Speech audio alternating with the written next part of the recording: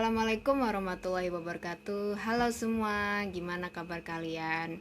Mudah-mudahan kalian baik-baik saja ya. Kalau mau keluar pakai masker dan jaga jarak. Nah, kalau udah pulang, cuci tangan, cuci kaki, mandi, dan ganti baju. Oke? Baik. Perkenalkan, nama saya Widi Salisa Nur Suroya, kelas 12 IPS 3, absen 33. Saya akan membahas tentang sejarah dan perkembangan Muhammadiyah. Oke. Mari kita ke pembahasannya. Pertama, latar belakang. Muhammadiyah merupakan gerakan umat Islam yang lahir di Yogyakarta pada tanggal 8 Zulhijjah 1330 Hijriah atau tanggal 18 November 1912 Masehi. Muhammadiyah berasal dari bahasa Arab Muhammad, yaitu nama nabi terakhir. Kemudian mendapatkan ya nisbiyah, yang artinya menjeniskan. Jadi Muhammadiyah berarti umatnya Muhammad atau pengikutnya Muhammad. Tujuannya menegakkan dan menjunjung tinggi agama Islam sehingga terwujud masyarakat Islam yang sebenarnya. Selain itu, peran dalam pendidikan diwujudkan dalam pendirian sekolah dasar dan sekolah lanjutan yang dikenal sebagai Hoj School Muhammadiyah dan selanjutnya berganti nama menjadi Quick School Muhammadiyah. Pada masa kepemimpinan Ahmad Dahlan, pengaruh Muhammadiyah terbatas di keresidenan seperti Yogyakarta, Surakarta, Pekalongan, dan Pekajangan. Dan Pekajangan sekarang sudah menjadi daerah Pekalongan. Selain Jogja, cabang-cabang Muhammadiyah berdiri di kota-kota tersebut pada tahun 1922. Muhammadiyah adalah gerakan Islam dakwah amar ma'ruf nahi munkar berasa Islam dan bersumber pada Al-Quran dan hadis. Gerakan Muhammadiyah bermaksud untuk bertakfaul, dapat mencontoh dan menjalani jejak perjuangan Nabi Muhammad SAW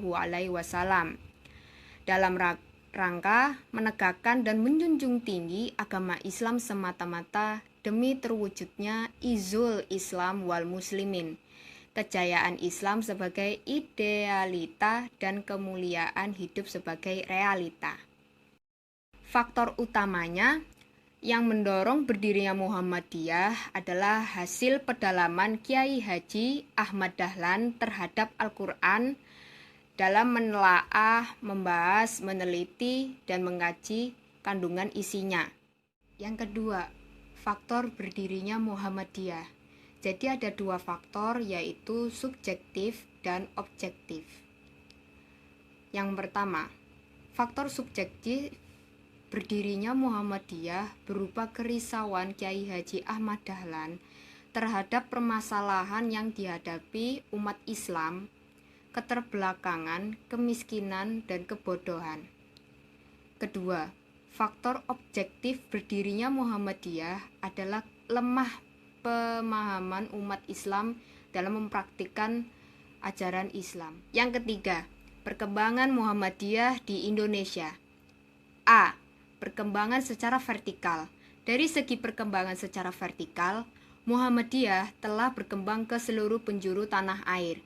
Akan tetapi, dibandingkan dengan perkembangan organisasi NU, Muhammadiyah sedikit ketinggalan. Hal ini terlihat bahwa jamaah NU lebih banyak dengan jamaah Muhammadiyah. B. Perkembangan secara horizontal. Dari segi perkembangan secara horizontal, amal usaha Muhammadiyah telah banyak berkembang yang meliputi berbagai bidang kehidupan.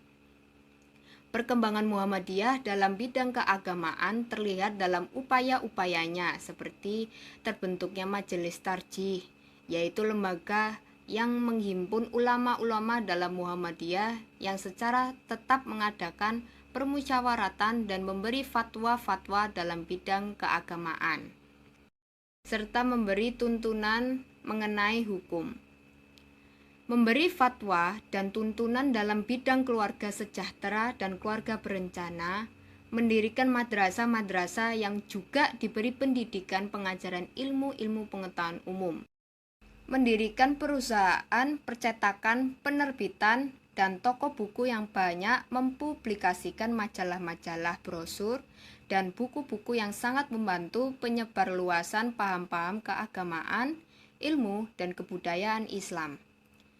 Pengusahaan dana bantuan hari tua, yaitu dana yang diberikan pada saat seseorang tidak lagi bisa bekerja karena usia telah tua atau cacat jasmani, agar urusan agama di Indonesia yang sebagian besar penduduknya beragama Islam juga dipegang oleh orang Islam. Muhammadiyah berjuang ke arah cita-cita itu, ikut menanamkan rasa nasionalisme dan cinta tanah air Indonesia di kalangan umat Islam Indonesia dengan menggunakan bahasa Indonesia dalam tabligh-tablighnya, dalam khotbah ataupun tulis-tulisannya. Ikut aktif dalam keanggotaan MIAI dan menyokong sepenuhnya tuntutan Gabungan Politik Indonesia agar Indonesia mempunyai parlemen di zaman penjajahan, menentang pemerintah Hindia Belanda yang mewajibkan pajak atas ibadah kurban. Selain majelis dan lembaga, terdapat organisasi otonom, yaitu organisasi yang bernaung di bawah organisasi induk dengan masih tetap memiliki kewenangan untuk mengatur rumah tangganya sendiri.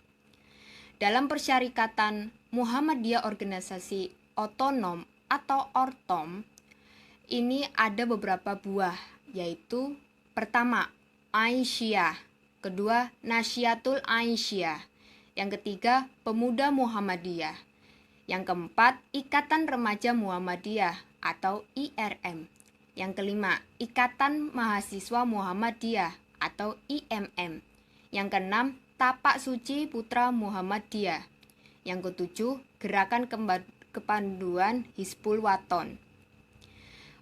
Organisasi-organisasi otonom tersebut termasuk kelompok Angkatan Muda Muhammadiyah atau AMM. Keenam organisasi otonom ini berkewajiban mengemban fungsi sebagai pelopor, pelangsung, dan penyempurna amal usaha Muhammadiyah. Terima kasih telah menonton video saya dan mohon maaf apabila ada kesalahan kata. Saya mohon maaf. Sekian dari saya. Wassalamualaikum warahmatullahi wabarakatuh.